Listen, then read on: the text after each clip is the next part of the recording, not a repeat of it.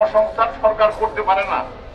শেখ হাসিনা বলেছিলেন প্রত্যেক পরিবারের একজনকে কর্মসংস্থান করা হবে, সেটা করতে পারেন নাই। মানুষ চাকরি না পেয়ে অনাহারে অভাবে মারা যাচ্ছে, মানুষ বেপরোয়া হয়ে যাচ্ছে। এই যে যারা মালয়েশিয়া যাচ্ছে, এই যে যারা বিদেশে সাগরে দিয়ে পাড়ি দিচ্ছে, তারা কি জানে না যে তাদের আগের লোকদের বিপদ হয়েছে?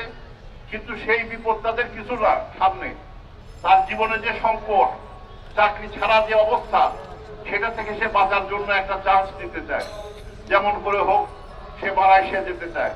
তাদের কি দুরবস্থা আপনি দেখেন, এমন দুরবস্থা যে জাতিসংঘ থেকে পর্যন্ত বিবৃতি দিয়ে তাদেরকে রক্ষা করার জন্য আহ্বান জানানো হয়েছে।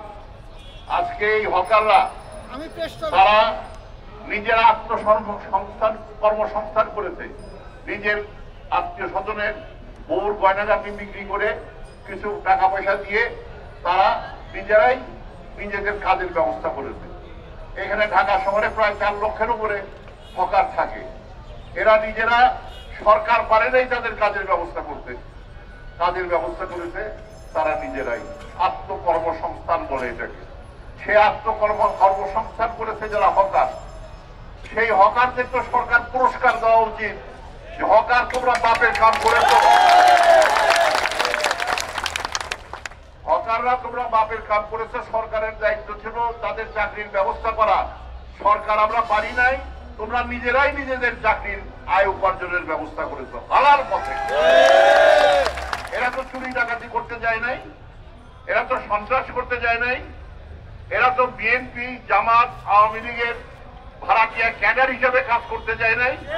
এরা হালাল পথে উপার্জন করার জন্য তারা রাস্তায় নেমে, রাস্তায় তারা বলে যে হকারদের জন্য যানজট হয়। যানজট তাহলে গুলশানে কেন হয়? সেখানে তো হকার নাই। যানজট কেন হয়? যানজট বসুন্ধরার ওখানে কেন হয়? সমস্ত জায়গায় যানজট হচ্ছে, কারণ সরকারের পলিসি হচ্ছে বড় লোকের স্বার্থে। সরকার প্রাইভেট কার আমদানি করে, প্রাইভেট কার, একটা প্রাইভেট কারে একজন প্যাসেঞ্জার, 3 জন প্যাসেঞ্জার উঠতে পারে। আর বাস বেশি আমদানি করে না, কেন? বাসে সাধারণ মানুষ চলাচল করে। সরকার ট্রেনকে উৎসাহিত করে না, যার ফলে আজকে যানজট ভয়াবহ আকার ধারণ করেছে। আমাদের যে পরিমাণ রাস্তা, তার চাইতে গাড়ি বেশি। প্রত্যেক সরকার এসে তারা রিক্সা উচ্ছেদ করে, এবং আপনারা শুনে রাখেন আবার রিক্সা উচ্ছেদের অভিযান চলবে। নতুন সরকার আসছে, নতুন মেয়র আসছে, তারা রিক্সা উচ্ছেদের অভিযান চলবে। রিক্সা উচ্ছেদ তো বহু সরকারকে আমরা করে দেখেছি। আইয়ুব খানকেও রিক্সা উচ্ছেদ করতে দেখেছি 1958 সালে মার্শাল লর পর। রিক্সা উচ্ছেদ করতে পারে নাই, আইয়ুব খান উচ্ছেদ হয়ে গেছে।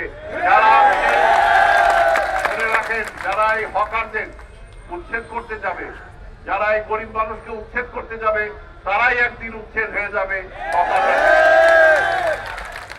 আমাদের সামনে প্রথম সংগ্রাম।